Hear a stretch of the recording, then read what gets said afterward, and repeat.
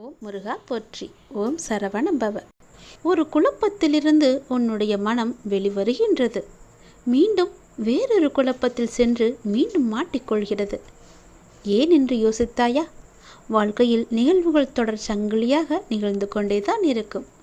என்னை நம்பி இருக்கும் உன்னை ஒவ்வொரு பிரச்சனைகளிலிருந்தும் நான் அடுத்தடுத்து விடுவித்து கொண்டுதான் வருகின்றேன். ஆனால் உன்னுடைய மனம் ஒன்றிலிருந்து மற்றொன்றை கண்டு குழம்பி தவித்து போகின்றது. இதுவும் சரியாகும். எல்லாமே மாயையின் சித்து விளையாட்டு. இதுவும் சரியாகும். கவலைப்படாதே, விரைவாகவே மாறும்.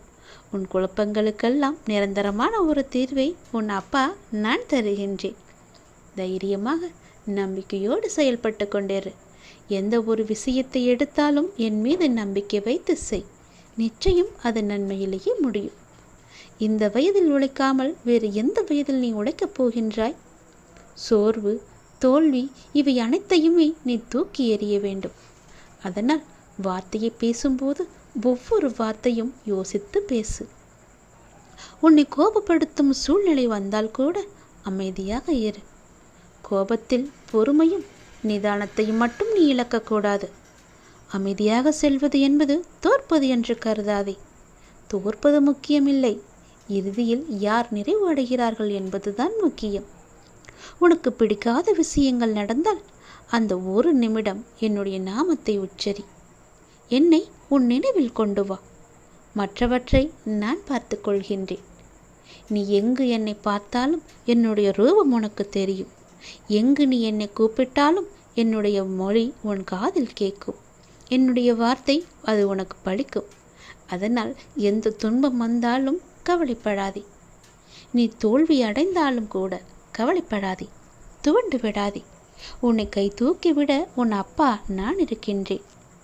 என்னையே கதியென வந்த உன்னை எப்போதுமே நான் கைவிட மாட்டேன்.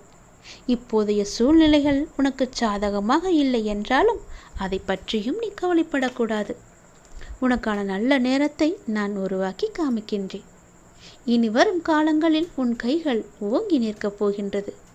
இது என்னுடைய சத்திய வாக்கு. உன் கஷ்டங்களை தீர்க்க உன் வீடு தேடி வரப்போகின்றேன்.